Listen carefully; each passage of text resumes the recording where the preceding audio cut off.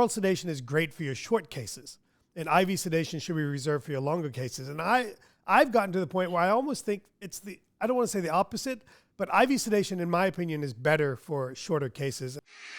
We've been misled to believe that dentistry, more specifically the dental business, has to be complicated. Dentistry can be simple, and dentistry should be simple. Hello, everybody, and welcome to this week's episode of the Dentistry Made Simple podcast. I'm your host, Dr. Tarun Agarwal, and this week I have a special guest on, Dr. Tony Feck, and we are going to be talking about dental sedation. Specifically, we're going to talk about oral sedation and try to put a really good emphasis on the importance of leveling up to IV sedation. And the reason we're doing this is a couple of fold. One, it has been my progression and my journey. For those of you that are doing oral sedation and it's working great, I felt that for 22 years of my career, but the last 2 years I've been adding IV sedation in the mix, and we want to share the differences and what that's meant for me in my practice. And the other part of it is we're living in a world where it's more and more commodity. Who doesn't do implant dentistry? Who isn't a cosmetic dentist? Who doesn't have CAD/CAM technology? Who doesn't have CBCT? Who doesn't have all of these things? So we're living in a noisier and noisier world where you have to do something to differentiate yourself to our patients. And there is no bigger differentiation than the ability to overcome fear and anxiety in the dental practice. And that's why I believe sedation has been such a huge part of my career and my progression. And I want you to understand and feel that too. So let's bring Dr. Feck on. Tony, how are you doing today? I'm doing great. Thanks for having me. Oh, thank you, man. It's always great. Tony and I were just talking on before we got on the podcast about how much younger he is than me, and how much more hair he still has than me. But that's kind of the game. Hey, Tony, I do have a quick question. Is my record still standing of the person that needed the most sticks to get 20 patients? I needed 108 attempted sticks to get 20 sticks by week with the IV sedation training. It's not the record, but it's awfully good. Damn it. I recall when you went through the course, we had to do an overnight order of IV catheters because we had exhausted our supply. And then when you asked me to put one in a foot, I was like, I can't get the one in the arm. How am I going to get one in a foot? Yeah, the foot is just a hand that's a foot. That's what we say. Yeah. So the reason I bring this up, for the longest time, I always had the fear of starting or doing IV sedation was the needle stick, getting that started, getting through that. Do you hear that very often? I hear it all the time. And you wouldn't think you would hear that from dentists who give more injections than any other healthcare profession that exists. But something happens when you get outside the mouth and now you're going through skin that it makes them timid about that. But, it's like anything else. The first time you do something and the next few times until you become confident, it's a new experience. You just have to get over that hump. And once you do, then starting IV is the same as giving an intraoral injection. Yeah, and I concur with that. And the reason I brought up my 108 sticks, and it's true, it took me 108 attempts to get 20 sticks during my week with Tony at the IV sedation program. But now I've gotten to a point where it's just old hat now. Do I miss? Of course I miss. But now I have a plan. I'm confident. It's just, you just got to get through it, and you got to deal with it. And to me, that's one of the benefits of live training is you're not doing it on a mannequin, you're doing it on a real patient, and you get through that hump. And when I came back, I overcame that. So let's back up for a second, Tony. So you've been doing dentistry for 40 you've been clinical dentist for 40 plus years now. And let's take back to broadly and talk about sedation. How does sedation help a dental practice, and how did it help your practice? Well, the first thing it does is it helps a sizable portion of the population around where you practice. I don't care where you practice. The area is full of people who are anxious about having dentistry done. And even beyond anxiety, which is the main reason why we sedate patients, sometimes people want to be sedated because it's going to be a long procedure. It's going to be an invasive procedure. They want to get as much done as they can while they're in your office. And sedation is a way that you can help the patient. But what we found, like with anything else, it's a universal concept. You cannot help others without helping yourselves. And we found that sedation is a tool to allow practices to grow. It is a tool, like you mentioned earlier, that allows you to differentiate your practice from everyone else, which is that's the best marketing message there is. What makes us different? It allows the practice owner to do bigger cases. Okay? Typically, sedation appointments are long appointments, very productive appointments, and therefore you can do more dentistry on fewer people. So you've got a better schedule. Most people would agree that seeing fewer patients, being less busy, yet more productive, is a more ideal schedule for a dentist. And a lot of dentists, they're beyond just drill and fill. They want to do certain kinds of procedures. So implant placement, full mouth rehabilitation, large cosmetic cases. These are all appointments that if your patient is sedated, it not only makes them more comfortable, it not only makes them more likely to say yes when you present that type of dentistry, but it allows dentists to do the kind of dentistry they want to do without needing as many patients every month to make their schedule work. Yeah, I heard so many things you said that we talk about on the podcast all the time. Number one, differentiation. That's part of the personal brand. Sedation is an amazing way to build your personal brand. Number two, we live in a more competitive world, so we have to stand out and we need more patients. Sedation, 50%, roughly speaking, maybe more, of the population doesn't go to the dentist due to anxiety. So that you can unlock a significant portion of the population there. Fewer well-planned visits. There's nothing better than seeing less patients doing as much dentistry. Number one, it's less chaotic and it's better for the bottom line. And number two, you're more profitable in doing that way, and then, so many of those things.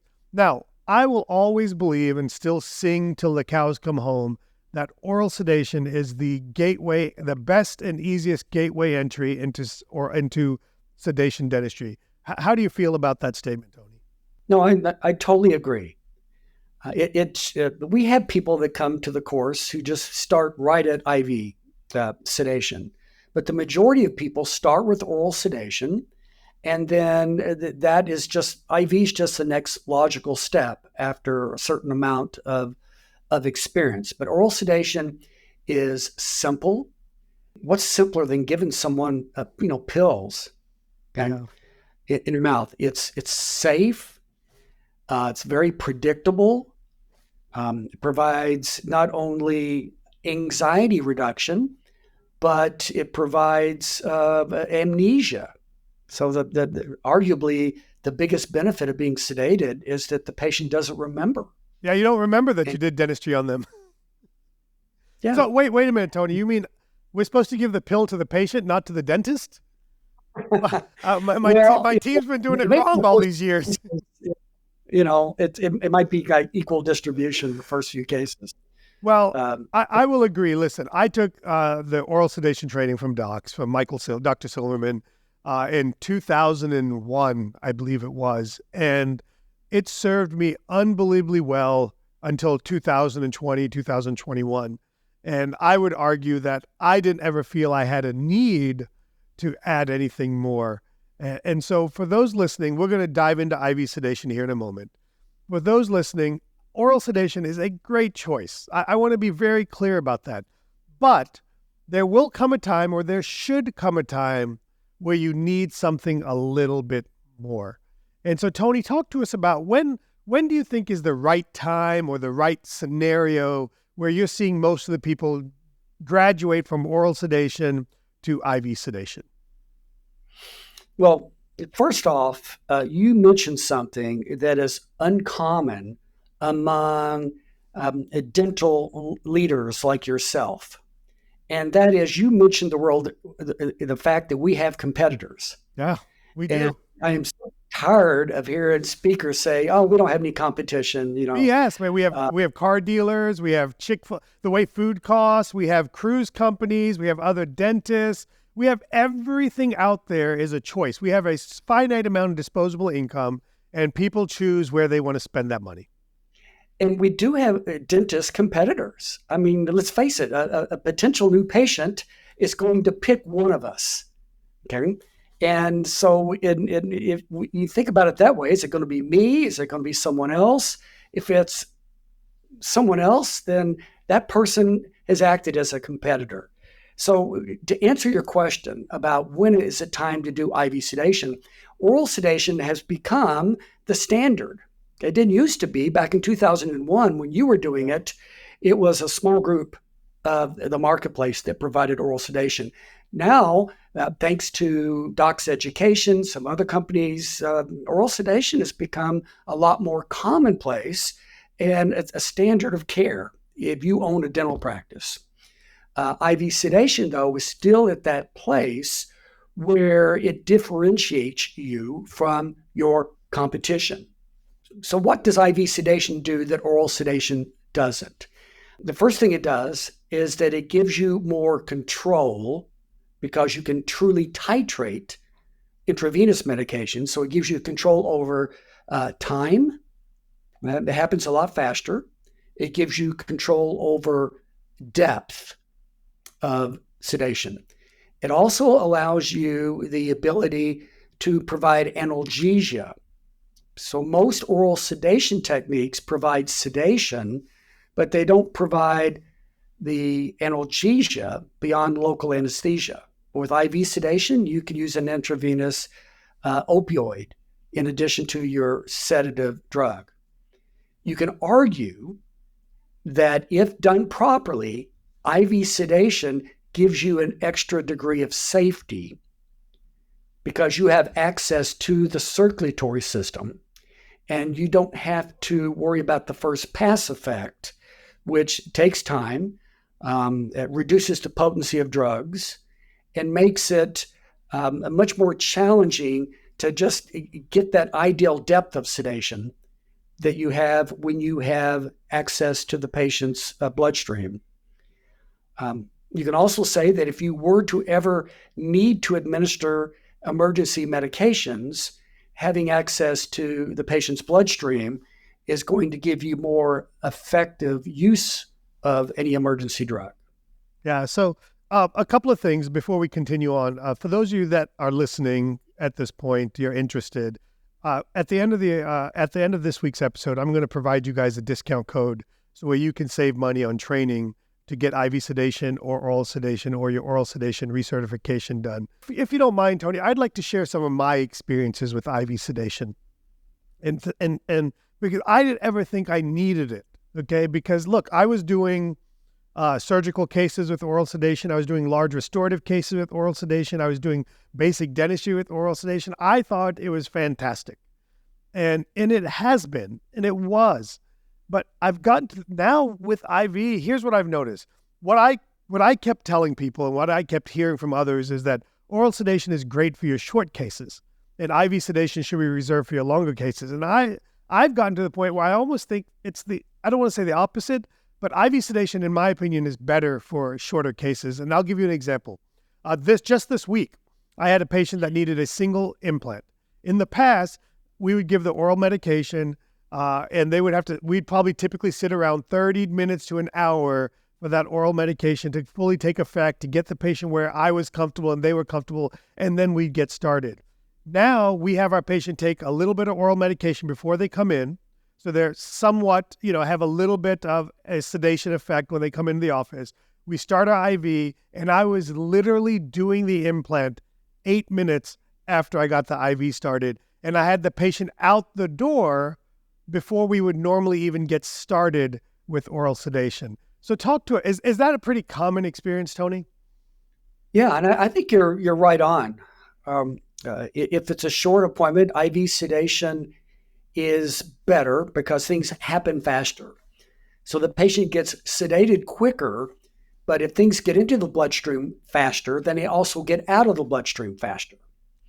So we can dismiss the patient, and the lasting effects of that sedative is going to be shorter in duration than if we used oral sedation drugs. But we use IV sedation for short appointments and for long appointments as well. But you do have to be aware of the fact that IV agents don't last as long, and therefore you are going to have to administer doses much more frequently than if you were doing oral sedation. Yeah. Some other things about IV sedation that I think are worth mentioning is that any of the challenges that accompany oral sedation, and oral sedation is great. I did oral sedation for 20 years, and I can honestly say I never had a failed sedation appointment. However, we had challenges. Challenges like the hyporesponder. Okay, some people take a lot of oral medication for whatever reason. And we can address the hyporesponder much easier with IV sedation because the drugs are more potent in IV.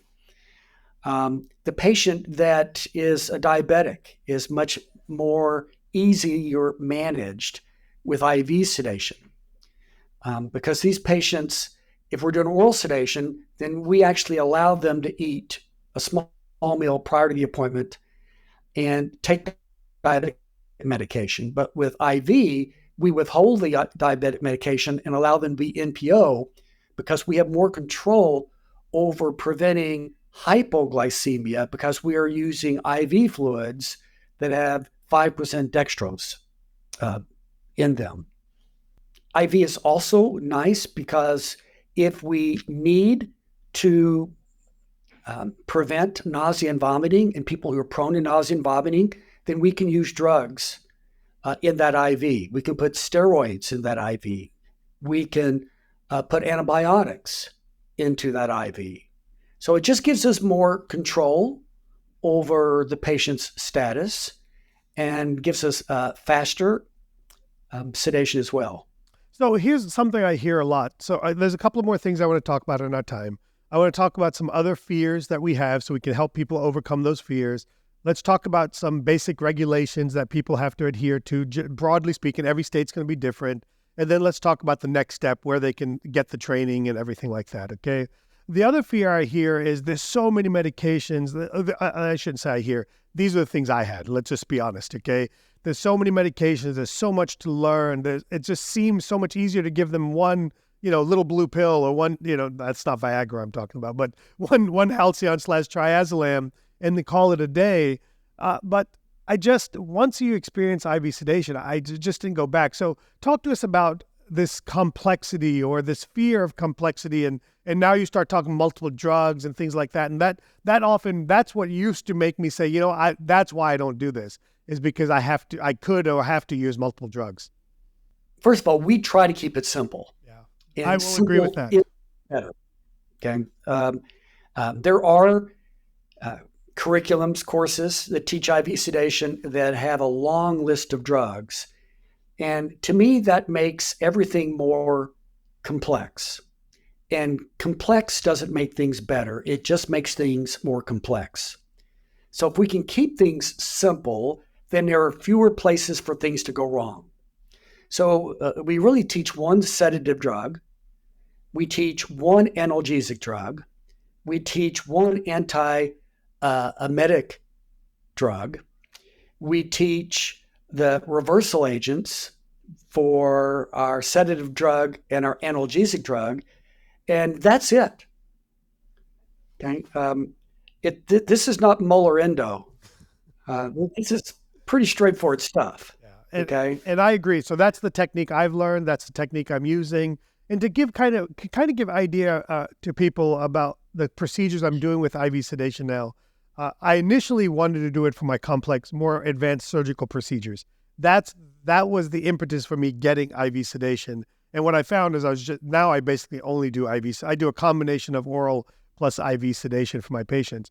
But single tooth implants, onesie twosie implants, full arch implant cases. Those are the kind of cases that I'm doing with IV sedation, where I felt I needed more control than just oral sedation. I needed to be able to control the levels. Like, for example, when I'm getting ready to do bone reduction, I'd like them to be a little bit more sedated. I'd like them to have a little bit more analgesia during that time period so that they can be more calm and relaxed. And then kind of when we get into the suturing part, I can taper them back up to where they're kind of starting to wake up so that we can get them out of the office and back to their home, their comfort place sooner. So that's kind of where we're at. Are there any other major fears that you think you want to address for the audience that's listening? Well, a lot of people think that if you're doing IV sedation versus oral sedation, then there is greater risk to the patient. And that's really an unfounded fear. There's no greater risk. Both types of sedation are incredibly safe. I mean, I'm in the field teaching this, and I have been for many years. So I'm very much in tune with any adverse events that are happening in dentistry relative to sedation. And it's adverse events are extremely uncommon. And when they do happen, it's not the technique as much as it is the selection of the patient. And so if we properly select our patients and we adhere to the principles of conscious sedation, where our patient is conscious at all times, then this is arguably the safest type of dentistry that we can perform. And just because we have an IV in someone doesn't make it riskier. Yes, are the drugs more potent because we are going directly into the bloodstream? Yes, but that comes down to the dosages and the intervals in between those dosages. If we adhere to that, then I can argue that if you want to keep your patients safest, everybody should have an IV in them. Yeah, every time they should just walk around with an IV in them. All right, so Tony, now let's talk broadly speaking in this situation. What does a practice need to have, maybe differently than oral sedation, and from a regulation perspective, to add IV sedation to their practice? Well, the training requirements are obviously different. Okay? They're greater. And it's going to involve at least 60 hours of didactic training and at least 20 successful IV sedation cases in that training. Some states it might be a little bit more. So you get the training. Docs is unique in that we provide our IV sedation training over the course of 4 days, 3 days of actual patient treatment. So you're not out of the office as much as you might be with another course. We also have a very high instructor to student ratio. So you get your training. Beyond that, you are going to need an upgraded level of monitoring. So with IV sedation, you may need to upgrade your pulse oximeter, and you need to be monitoring heart rate, oxygen saturation, blood pressure, and expired carbon dioxide. And these machines also have an ongoing EKG that is being monitored as well. You need the IV sedation drugs, you need the IV fluids, the bag, the tubing, you need tourniquets, you need IV catheters, you need an IV pole, and that's it. There's an investment at the beginning, but the ongoing costs for IV sedation are actually very minimal. Yeah, what I call the disposables are pretty light in that situation. What about most states have differentiation between oral sedation permit and an IV sedation permit? So most states do they require an on-site visit for IV sedation? How does that kind of work?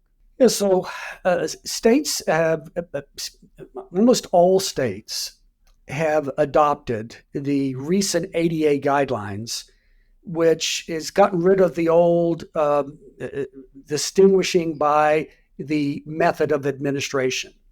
It used to be you had an oral sedation permit and you had an IV sedation permit.